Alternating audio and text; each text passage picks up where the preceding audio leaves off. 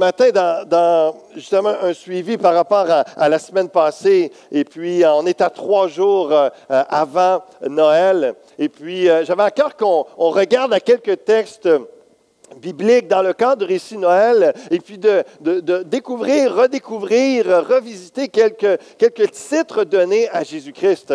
Souvent, on voit, et puis dans les chants de Noël, on parle du petit Jésus, on parle de l'enfant, etc. Et puis, c'est bien, évidemment, dans la Bible, mais il y a tellement de choses dans le contexte de Noël. Dans le contexte, Noël veut dire naissance. Dans le contexte de la naissance du Christ qui est dit à propos de Jésus. Et puis, c'est vraiment inspirant, je trouve. Et je voulais qu'on s'attarde ce matin quelques minutes sur quelques-uns de ces textes. Et vous savez, en passant, que ce n'est pas obligé. On n'est pas obligé de fêter Noël. Il n'y a aucune prescription dans la Bible qui nous dit de fêter Noël, ni de fêter le Vendredi Saint ou Pâques. Mais on s'entend que ce serait bizarre, ce serait étrange pour un chrétien de ne pas fêter la naissance de Jésus, notre Sauveur, comme de fêter, de se rappeler que Christ a été crucifié, et puis on s'arrête le Vendredi Saint, et à Pâques, la résurrection. Mais c'est quelque chose qu'on fait toute l'année, en fait. Mais on s'attarde, comme lorsque ça va être le 27 février, la fête de mon épouse, je vais m'arrêter pour souligner et rappeler combien elle est fantastique, combien je l'aime, combien elle est un cadeau de Dieu. Et je vais l'honorer, la bénir. Je vais juste m'arrêter. Mais il n'est pas écrit dans la Bible de faire ça à la fête de mon épouse. Mais l'amour me pousse à. Et vraiment, encore une fois, je souhaite une félicitation et toute bénédiction sur Gilles et Chantal, 35 ans de mariage. On peut les féliciter encore. Vraiment quelque chose de beau. Célébrer l'amour, la vie, l'unité. 35 ans de mariage, wow. Et donc, dans ces moments-là, j'espère qu'aujourd'hui, je les connais, ils vont s'arrêter, ils vont faire quelque chose ou dans les prochains jours pour célébrer, probablement aujourd'hui, pour célébrer ce moment-là. Et Noël, c'est la même chose. Mais rien n'y oblige, il n'y a pas de prescription. Mais est-ce que fêter Noël veut dire forcément le sapin, les cadeaux, l'endettement et le surplus de nourriture? Évidemment que non. D'ailleurs, en passant, si vous vous êtes endetté pour impressionner quelqu'un, pour acheter des cadeaux, etc., vous n'avez peut-être pas compris le sens de Noël. Vous n'avez peut-être pas compris de s'arrêter de célébrer Jésus-Christ comme votre Sauveur et Seigneur. C'est là l'essentiel. Mais une fête selon Dieu, on va dans Néhémie 8, 10, entre autres, et dans la plupart des fêtes dans la Bible, on voit que ça implique la nourriture, il y a de la joie et il y a de la générosité, il y a un encouragement à donner, à prendre soin des autres, etc. Donc, c'est normal qu'à Noël, une fête comme une autre, dans notre culture québécoise, nord-américaine et même dans le monde entier, les gens s'arrêtent, chantent des chants célèbres, ont du plaisir. Il y a quelque chose qui peut être beau et sain et quelque chose de grandiose. Mais c'est bon de s'arrêter. On chante plein de chants dans le monde entier. Il y a des chorales qui chantent des chants. Je regardais les textes de ce matin. C'est de toute beauté la révélation de Jésus-Christ. Mais moi, je me pose la question, combien dans le monde y croient que ce n'est pas juste des beaux chants, mais c'est une réalité, ce qu'on dit sur Jésus-Christ. On chantait « Jésus, l'homme Dieu, descendit sur la terre ». La révélation que Jésus est 100% homme, né d'une vierge, mais 100% Dieu. Quelqu'un a trouvé l'expression « l'homme-dieu » et a mis ça dans un chant, mais ça résume bien deux vérités. Comment est-ce que Jésus a été le seul 100% humain, sans aucun péché. Seul capable de mourir sur la croix pour nous, pour être notre sauveur, nous pardonner de tout péché. Et le seul Dieu capable de ressusciter d'entre les morts, de vaincre la mort. Ça, c'est notre Jésus, c'est notre Sauveur, c'est ce qu'on chante, mais c'est une réalité. Donc, on parle un peu de ça. Le Jésus de Noël, dans une approche religieuse, est-ce que c'est le petit Jésus, l'enfant Jésus? Est-ce que c'est un être généreux? Est-ce que c'est un don du ciel? Est-ce que c'est la crèche et tous ces personnages autour de Jésus? En fait, c'est encore plus que ça, évidemment. Ça inclut toutes ces choses. Mais Jésus, c'est tout d'abord, j'aimerais qu'on s'arrête sur un texte qui nous dit que Jésus, c'est le Sauveur et Dieu avec nous. On l'a chanté d'ailleurs. Et notre sœur Estelle nous a encouragés à déclarer Emmanuel, Dieu avec nous. Est-ce qu'on peut s'arrêter un peu sur ce que ça représente? Parce que vous savez que ça va être une vérité après Noël aussi, après le 25 décembre. Ça l'est déjà là, aujourd'hui, 22 décembre.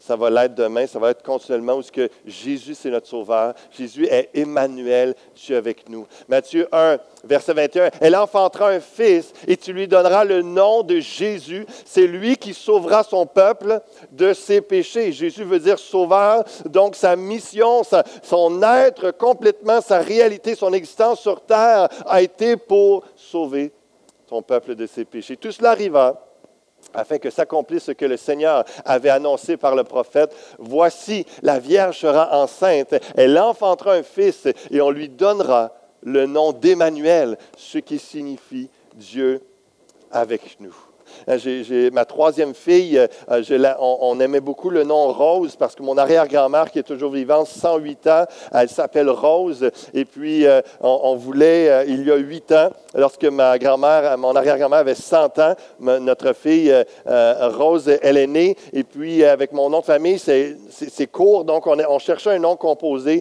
Et puis, finalement, je n'avais jamais entendu ça ailleurs. Puis, c'est Rose Emmanuel, no. Ça, c'est ma troisième fille. Parce qu'on aimait le nom Rose, on aimait Emmanuel, la signification de Dieu avec nous. Et vraiment de se rappeler cette vérité, Emmanuel, Dieu avec nous.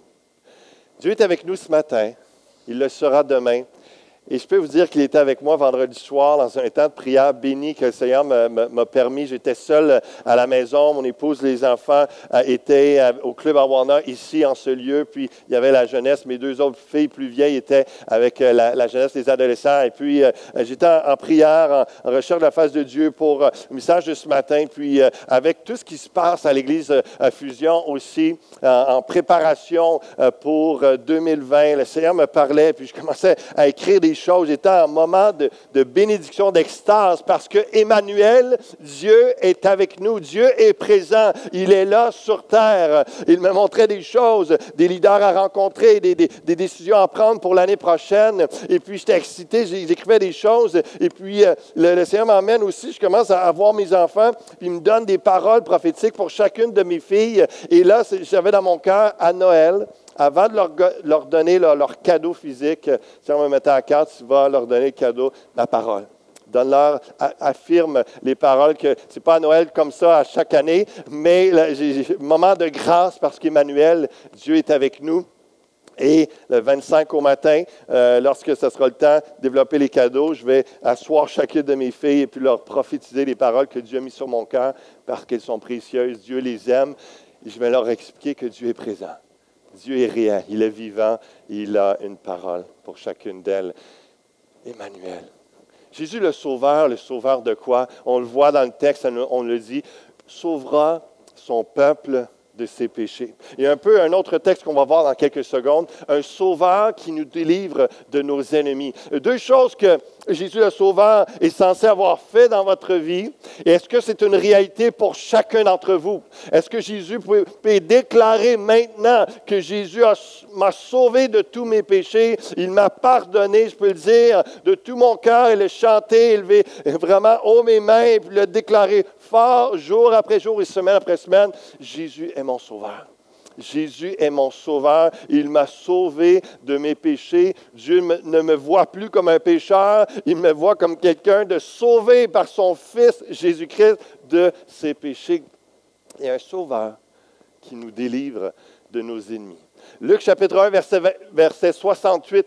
Béni soit le Seigneur, le Dieu d'Israël, de ce qu'il a visité et racheté son peuple. Il nous a suscité un puissant sauveur.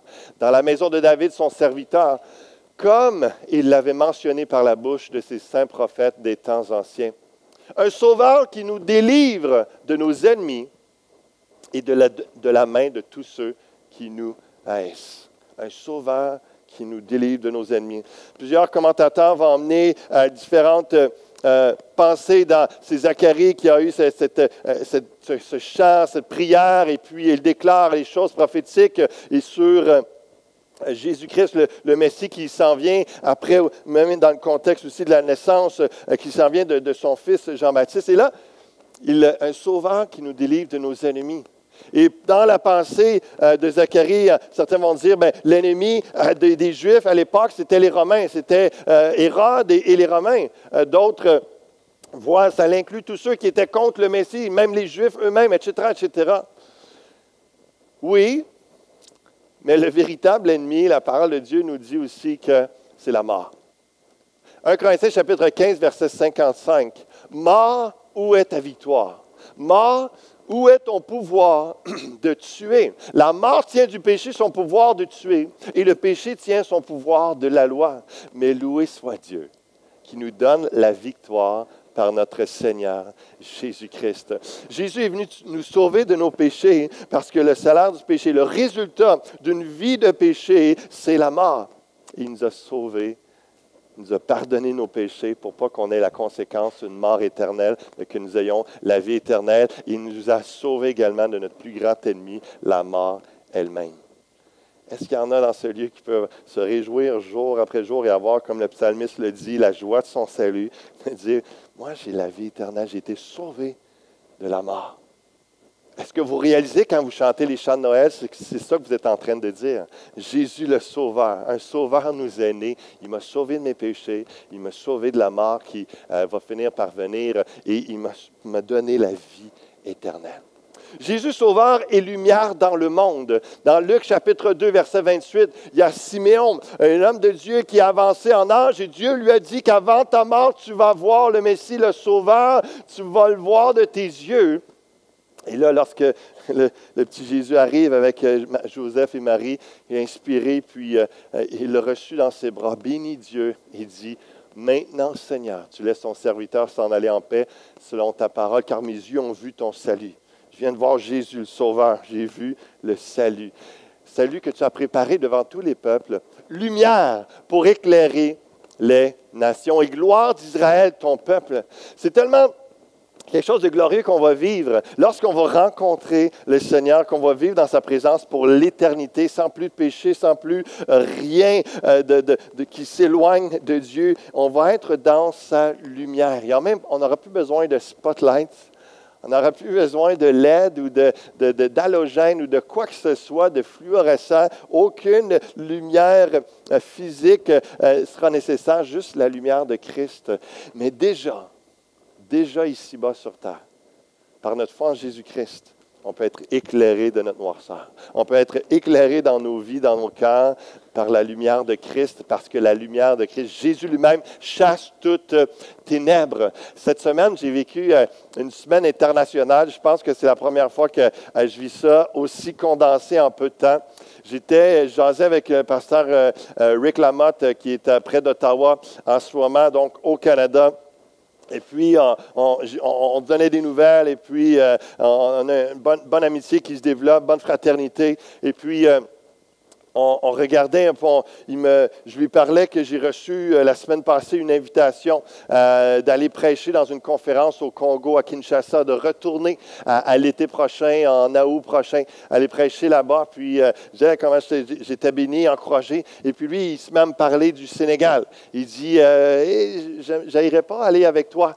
Pris là-dessus, mais je n'irai pas aller avec toi au Sénégal pour aller encourager, bénir des leaders. Il dit, c'est une possibilité, il y a différentes options. Il dit, écoute, mais sans prière. Et puis là, je parlais du Congo, il me parle du Sénégal. Et puis, hier, on avait le comité mission avec notre sœur Liliana qui criait de joie tantôt pour la réunion d'information le 5 janvier prochain après le culte. Tous ceux qui sont intéressés dans cette mission en juillet, 2 semaines, début juillet 2020, on s'en va en Colombie pour prêcher l'Évangile, faire de l'aide humanitaire, aller encourager l'Église là-bas qu'elle est en contact. Elle va en avril. Et ça me faisait réaliser comment est-ce que, wow, Afrique, Europe, Canada, et si j'avais eu des contacts, je n'avais pas encore de contacts en Asie ou dans d'autres continents, ça va venir probablement par la grâce de Dieu, mais c'est juste pour dire que Jésus, c'est le sauveur du monde. Il a éclairé toutes les nations. Il est la lumière pour les nations, pas juste pour l'Église Fusion, pas juste pour le Québec, le Canada, mais pour toutes les nations. C'est une réalité. C'est quelque chose qui prend place en ce moment même, partout dans toutes les nations, même en Égypte, au Caire, même en des endroits en Irak, même dans des endroits très musulmans. Jésus est en train d'éclairer toutes les nations, parce que c'est plus que juste une belle tradition de Noël de chanter des beaux cantiques. Wow, lumière pour le monde. C'est une vérité. C'est une vérité. Jésus est la lumière. La lumière. Cette semaine, j'ai eu ce contact avec les différentes nations. J'étais aussi en Skype, j'étais en train d'oublier mon frère Laurent en France, un ami que j'ai étudié avec lui à l'école biblique. Et puis, dernièrement, c'était son 50e anniversaire de naissance. Et puis, j'y avais envoyé, son épouse m'a demandé d'envoyer une petite vidéo, un coucou, et puis un bonne fête, etc. Puis, ça faisait plusieurs années que je n'avais pas eu de ses nouvelles. Et puis là, il dit, ça m'a donné le goût de te reparler. Cette semaine, on a pris 1 heure par Skype, moi ici dans mon bureau au Québec, lui en France, et puis se donner des nouvelles. Et puis, il devrait venir à l'été prochain. Ici au Québec, revenir avec sa famille, redécouvrir le Québec et tout ça. Et puis encore, il me parlait des âmes sauvées en France. Il me parlait de ce qui prenait place et c'était vraiment réjouissant. Puis mon cœur me disait, wow, aujourd'hui, en ce moment même, semaine après semaine, 2019, 2020, depuis des siècles, Jésus éclaire toutes les nations. Il est le sauveur du monde. Il est également le Seigneur. La Bible nous dit, comment, lorsque Élisabeth dit à Marie qui vient la visiter, comment m'est-il accordé que la mère de mon Seigneur vienne auprès de moi? Parce qu'elle reconnaît que le petit enfant qui est dans le ventre de Marie, ce n'est pas juste un bon petit garçon qui va naître, ce n'est pas juste un prophète, ce n'est pas juste un envoyé de Dieu, c'est le Seigneur. Et le mot Seigneur qui est utilisé dans le grec, c'est kurios. Et puis, parfois traduit par Seigneur, Dieu, Maître. Et lorsqu'on parle c'est aussi un mot séculier utilisé, par exemple, pour l'empereur romain. Et c'est le kurios, le Seigneur, celui qui est Maître, empereur sur l'État, sur son pays, sa nation. Donc, et dans Matthieu chapitre 3, verset 3, Jean-Baptiste, qui est le fils d'Élisabeth, et je trouvais ça intéressant parce que, veut pas, lorsqu'on communique la parole de Dieu et des vérités, des révélations, des déclarations, des vérités sur Jésus-Christ, sur la parole à nos enfants, les mêmes vérités finissent par sortir de leur bouche. Il y a cette réalité-là de la semence. Jean-Baptiste, fils d'Élisabeth, plus tard va déclarer lui-même que Jésus est le Seigneur. Il est là pour préparer le chemin du Seigneur. On parle de Jésus-Christ, qui a commencé avec le petit enfant, le petit Jésus dans la crèche, mais il a aussi le titre dès sa naissance. Et même proclamé des siècles auparavant. Mais cette réalité-là, parce que la semaine passée, je parlais avec une dame qui était là, puis nouvelle à l'Église, et puis était là pour la première fois dimanche passé, qui entendait le message de l'Évangile. Et pour elle, elle ne comprenait pas trop, là, mais Jésus, oui, OK, c'est lui qui est né, mais le Seigneur, c'est autre personne. Dieu, c'est... Mais non, Jésus, c'est le Seigneur. Jésus, c'est le Seigneur, c'est Dieu qui est venu en chair et en os sur terre, révéler la divinité, révéler Dieu, préparer le chemin du Seigneur. Est-ce que tous vos cœurs sont prêts pour le Seigneur? Et est-ce que vous êtes à l'œuvre en train de préparer également le chemin du Seigneur parce qu'il veut entrer dans les cœurs de vos amis, de vos familles, des gens autour de vous. Luc chapitre 1, verset 76. « Et toi, petit enfant, en parlant de Jean-Baptiste, tu seras appelé prophète du Très-Haut, car tu marcheras devant qui? Devant la face du Seigneur, pour préparer ses voies. » On parle de Jésus. Afin de donner à son peuple la connaissance du salut par le pardon de ses péchés, grâce aux entrailles de la miséricorde de notre Dieu, en vertu de laquelle le soleil levant nous a visité d'en haut. Encore une fois, la pensée tellement poétique et belle. Jésus-Christ, le soleil levant, la lumière pour les nations. Pour éclairer ceux qui sont assis dans les ténèbres et dans l'ombre de la mort, pour diriger nos pas dans le chemin de la paix. Et là, on a un 3 pour 1 dans ce verset-là. Jésus, c'est le Sauveur, le Messie, et il est Seigneur. L'ange leur dit, « Ne craignez point, car je vous annonce une bonne nouvelle qui sera pour tout le peuple le sujet d'une grande joie. » Est-ce que c'est une grande joie dans votre cœur ce matin? Et jour après jour, c'est une vérité, c'est une réalité. Aujourd'hui, dans la ville de David, il vous est né un sauveur qui est le Christ, le Seigneur. Jésus est votre sauveur. Il est celui, le Messie, le Christ, c'est celui qui avait été prophétisé. L'homme Dieu, un jour, dans Daniel et dans d'autres Dans d'autres écrits des prophètes, comme quoi que quelqu'un qui allait venir du ciel pour être celui qui allait délivrer son peuple, qui allait les sauver, qui allait les pardonner, le seul qui pourrait le faire une fois pour toutes. Il ne comprenait pas tout ce que ça voulait dire. Mais il savait que le Christ, le oint, le Messie, il s'en venait. Et Jésus est cette personne. Et il est le Messie, il est le Seigneur. Le mot grec peut signifier maître lorsqu'on parle de Seigneur, mais il est aussi employé comme nom de Dieu depuis l'Alliance. Dans ce passage et dans la plupart des fois qu'il apparaît dans le Nouveau Testament, il est utilisé dans son second sens en tant que titre de divinité. Lorsqu'on parle du Seigneur Jésus-Christ, on est en train de dire que c'est celui qui a été prophétisé lorsqu'on parlait de l'Éternel. Ceux qui invoqueront le nom de l'Éternel seront sauvés. Dans les Actes, ils reprennent ce même verset, cette prophétie de Joël, et puis Pierre va dire, tous ceux qui invoqueront le nom du Seigneur seront sauvés en parlant de Jésus-Christ. Il est la révélation de Dieu sur terre, il est Dieu le Fils, et donc il est Seigneur, ce titre de divinité.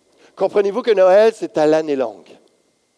On est dans un état de célébration lorsqu'on connaît Jésus-Christ. On est dans le Sauveur, le Messie, tout au long de l'année. Encore une fois, cette semaine, Jésus a éclairé quelqu'un qui était assis dans les ténèbres, qui a reconnu Jésus comme son Sauveur et Seigneur. J'ai entendu Yvon ce matin qui me rappelait, et puis avec Guy cette semaine, aussi un jeune homme qui avait contacté l'Église, puis ont pu lui expliquer le plan du salut et l'amener à Jésus-Christ cette semaine, régulièrement, à des gens comme ça qui sont interpellés. Et puis, on a des gens à l'Église qui sont des évangélistes, qui ont des enfants de Dieu, qui ont eu cette conviction et cet appel à dire « Hey, Jésus est mon sauveur », d'autres en ont besoin. Et c'est tellement bénissant de voir encore cette semaine, et on prie qu'à chaque semaine, le Seigneur ajoute à l'Église ceux qu'il a sauvés, parce qu'il est sauveur, parce qu'il est lumière pour les nations et parce qu'il est le Seigneur Jésus-Christ à l'année longue. Qui est-ce qu'il est pour vous? Lorsqu'on a été dans cette mission d'évangélisation parmi les Autochtones, mon épouse et moi, Liliana était là, ma grande fille Elisabeth, et puis à peu près 25 autres personnes de l'Église Nouvelle Vie, on était là dans le nord, un petit peu plus ouest du Québec, et puis Picogan et ces régions. On allait évangéliser, puis à un moment donné, je parlais avec un autochtone, et puis je lui demandais, pour toi, Jésus, c'est qui? Qu'est-ce qu'il y en est et puis, je lui demandais en quoi ils croyaient, tout ça, puis pour finir à dire, eux sont très croyants dans le maître de l'univers, créateur du ciel et de la terre. Ils ont une croyance d'un être suprême mais le titre Seigneur est justement pour dire que c'est Jésus qui est le créateur du ciel et de la terre, qui est le maître, celui qui a cette autorité dans les cieux comme sur la terre. Jésus est le Dieu de l'univers, cette révélation-là. Est-ce que Jésus avait cette portée, comme je vous en parle ce matin, comme la Bible elle-même? Ce n'est pas juste moi qui le comprends comme ça, c'est la Bible qui révèle Jésus-Christ comme tel. Pas juste le petit Jésus, pas juste un être généreux, pas juste un bon prophète ou un bon enseignant. Non, Dieu sur terre, révélation. Et plus que des beaux chants de Noël, c'est une vérité, une réalité à recevoir. Je termine avec cette pensée aussi, que ça nous parle Jésus le roi. Jésus le roi. Matthieu chapitre 2, verset 1. Jésus étant né à Bethléem en Judée au temps du roi Hérode, voici des mages d'Orient arrivèrent à Jérusalem et dirent, où est le roi des Juifs qui vient de naître? Car nous avons vu son étoile en Orient et nous sommes venus pour l'adorer. Le roi Hérode ayant appris cela fut troublé et tout Jérusalem avec lui. Et je pense cette remarque, si Jésus était destiné à rester simplement le petit Jésus, rien ne serait troublant. Mais en réalité, il est le roi, et même le roi des rois. Ce qui veut dire que tous les royaumes sont menacés, le nôtre aussi. Le royaume de notre vie. Hérode a juste capoté. Hérode, c'était un des grands empereurs romains, grande autorité, beaucoup de richesses, glorieux, et puis, mais en même temps, combien il est prêt à assassiner des gens autour de lui pour protéger sa position de roi, d'empereur, de celui qui régnait sur tout son empire. Et là, il fait juste entendre qu'il y aurait un roi des Juifs qui est né. Ah oui, où ça? Où ça? Dites-moi l'image, dites-moi où est-ce qu'il est. J'aimerais ça, moi aussi, aller l'adorer. Son plan diabolique, c'était évidemment de l'éliminer.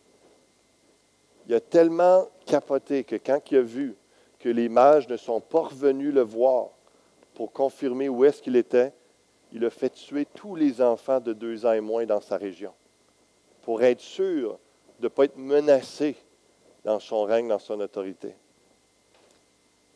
Dans un autre registre, je vous l'accorde, dans un autre...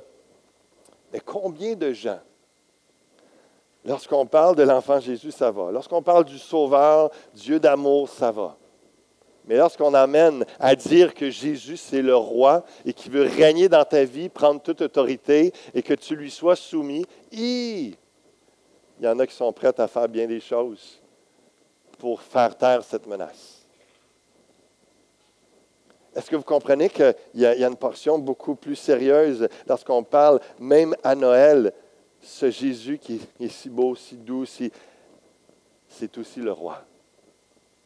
Même des mages, des gens de très loin, avec leur richesse, sont venus l'adorer parce qu'ils ont reconnu qu'il était l'humble roi, descendu du ciel, se dépouillant de la gloire du ciel pour venir sur terre, pour rapporter un règne, non pas juste pour Israël, comme ceux qui le pensaient à son époque, pas juste pour un règne terrestre, non, un règne éternel, spirituel.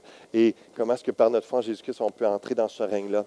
Mais ici-bas, dès lors, dès aujourd'hui, lorsqu'on laisse Christ, Jésus, le roi, entrer dans nos vies, dire, Seigneur, je reconnais que tu es mon sauveur, je reconnais que tu es le Seigneur de ma vie, que tu es le roi.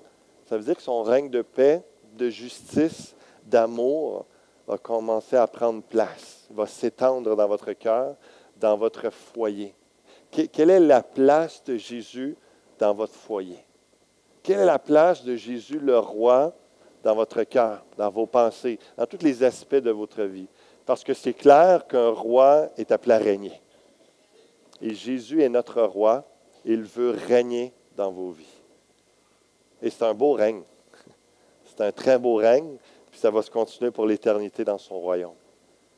Mais aujourd'hui, puis demain, dans les prochains jours, comment vous allez fêter, comment vous allez vous comporter au travail, comment vous allez... Est-ce que ça reflète le règne de Christ ou vous essayez de taire cette menace pour votre vie, pour votre royaume, qui affecte votre orgueil, qui affecte le fait qu'il faut reconnaître que Jésus a toute autorité et c'est lui qui a le dernier mot sur votre vie. Il est l'alpha et l'oméga, hein, le A et le Z, le début et la fin, c'est lui qui a le dernier mot. Ce n'est pas nous. C'est pas nous. Il y a le premier et le dernier. Est-ce qu'on laisse ce Jésus régner dans nos vies? Est-ce qu'on reconnaît cela? Est-ce que pour vous, c'était réellement ce Jésus que vous connaissiez? Dans Luc chapitre 1, verset 31, « Et voici, tu deviendras enceinte, tu enfanteras un fils et tu lui donneras le nom de Jésus. Il sera grand et sera appelé Fils du Très-Haut. Le Seigneur Dieu lui donnera le trône de David, son père. Il régnera sur la maison de Jacob éternellement et son règne n'aura point de fin. » Alléluia. Jésus est roi. Dans des foyers québécois, la crèche est sous le sapin avec le petit Jésus. Est-ce qu'ils savent que Jésus est roi et veut régner dans leur cœur, dans leur vie, dans leur foyer? Est-ce que vous le savez? Est-ce que ce matin, vous pourriez arriver avec une prière, simplement, dans cette conclusion de message? Est-ce que vous pourriez arriver, déclarer de votre bouche, de dire, Jésus, je te reconnais comme mon sauveur. J'avais besoin que tu me sauves de mes péchés. J'avais besoin que tu me sauves de la mort. Je te reconnais aussi comme mon Seigneur. Tu as toute autorité sur ma vie qui est Dieu. Que tu es Dieu de l'univers, qui m'a créé et qui est le créateur du ciel et de la terre. Et on va à l'autre étape. Jésus, tu es roi. Je reconnais que tu es mon roi et je veux que tu règnes dans ma vie. à tous les aspects, dans mon mariage, dans l'éducation de mes enfants, dans mon travail. Jésus, je veux que tu règnes. Parce qu'un sauveur nous est né, ça l'inclut aussi à Noël, comme à tous les jours de notre vie, à l'année longue, que Jésus est Seigneur et Roi. Viens régner dans notre foyer, viens régner dans cette église, Seigneur. Viens régner dans cette ville, viens régner dans cette province, viens régner dans notre pays. Jésus, viens régner. En quoi est-ce que ça vous implique tout ça? Jésus, Marie, la part qu'elle a pris, elle a porté. Jésus, elle a porté Dieu dans son corps. Joseph, lui, a soutenu sa fiancée, il a cru en Dieu. Un ange lui est apparu, il a dit, non, non, même si vous n'avez pas couché ensemble parce que vous n'êtes pas mariés et que vous respectez ma parole, j'ai bien dit, respecter sa parole, pas coucher avec quelqu'un avant le mariage. Vous avez bien compris, c'est ce qu'il respectait.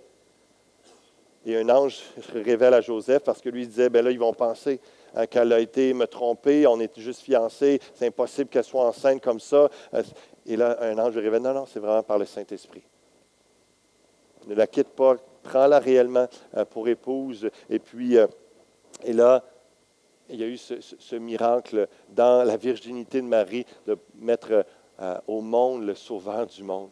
Mais Joseph, son rôle a été de soutenir ce projet divin-là, de soutenir la cause et puis d'y croire. Les mages ont craint Jésus plus que Hérode. Imaginez les mages qui se font dire par Hérode, qui règne sur tout l'Empire, qui dit, allez le voir, puis quand vous allez le trouver, là, quand vous allez savoir qu'avec l'étoile, tout ça, que c'est vraiment Jésus, puis vous allez l'avoir adoré, bien, venez me le dire, parce que moi aussi, je veux y aller. Puis un ange les avertit, non, va pas. Il veut lui faire du mal, va pas revoir Hérode. Et combien dans l'humanité, les gens ont pu dire, bah, je viens de perdre une grosse connexion, là. Si j'avais été voir, être sous la faveur de l'empereur, du roi Hérode, pour ma business, pour mes contacts, pour mon futur, comment est-ce que, etc., ça serait bon, ça serait un bon parti, ça serait quelque chose de bien. Et là, ils ont craint Jésus, le petit Jésus, parce qu'ils ont reconnu qu'il était roi. Et puis, ils n'ont pas craint Hérode et toutes les conséquences qu'il pourrait faire envers eux. L'impact de Jésus, c'est quoi votre réaction? Comment ça impacte votre vie dans le quotidien? Ça a été la réalité pour leur vie. Les mages, les bergers se sont déplacés pour voir et dire la bonne nouvelle.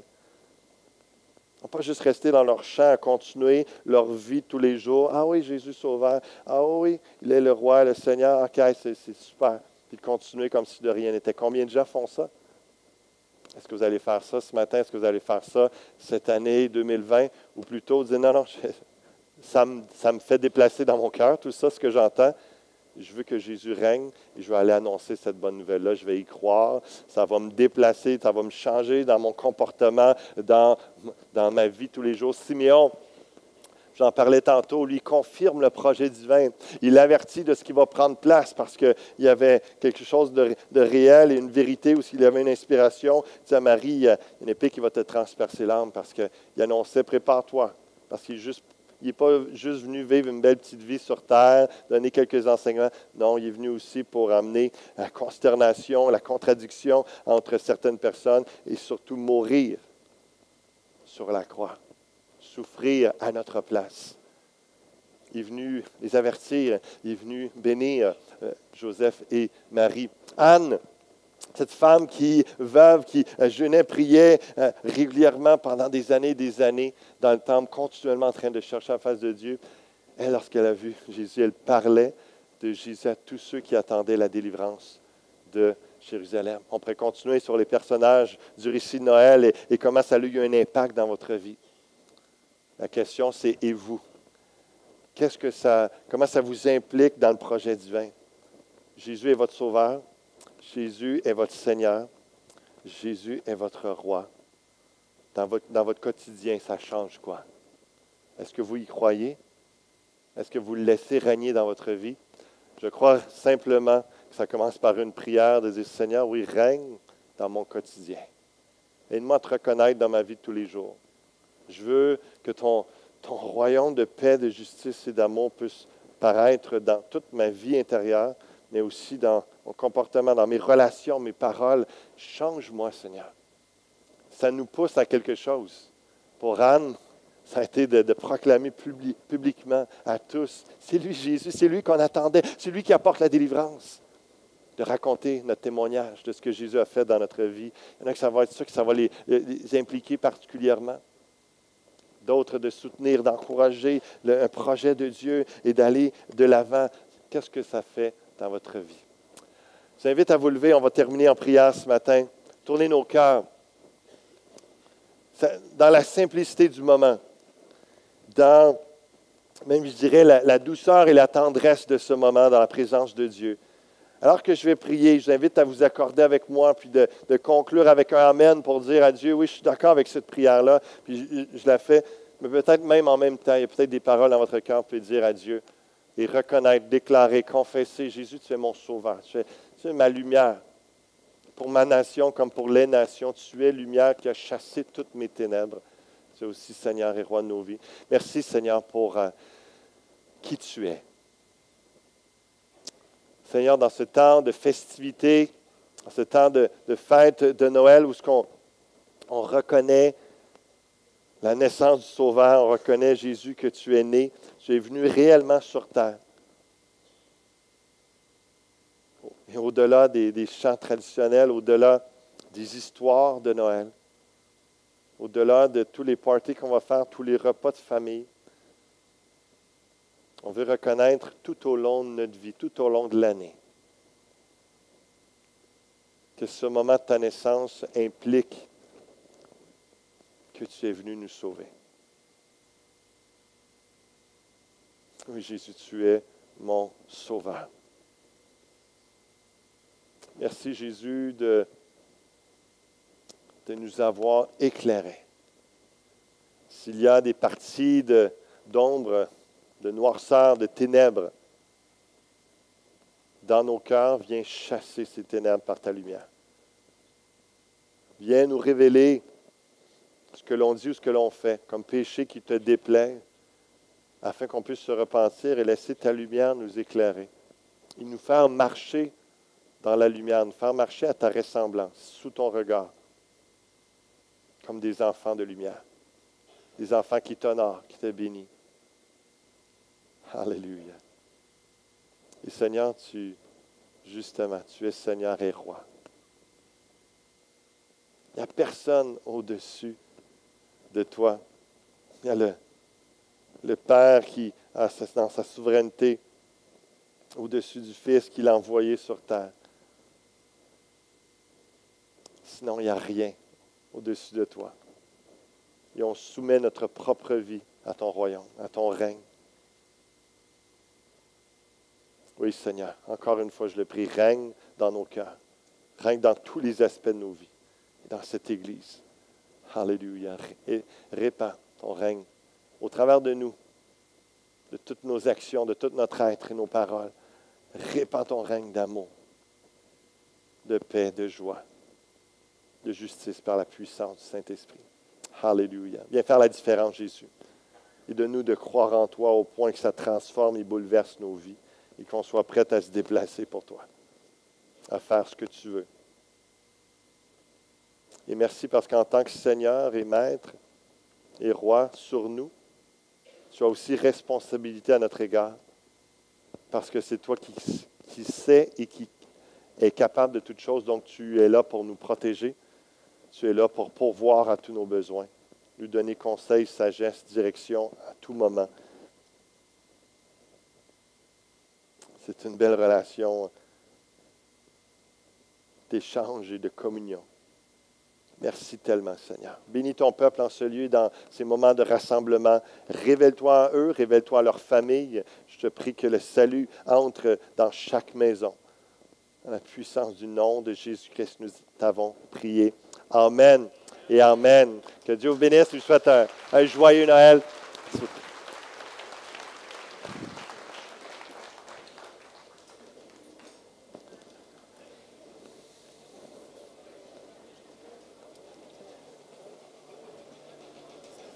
Bonjour, bonjour.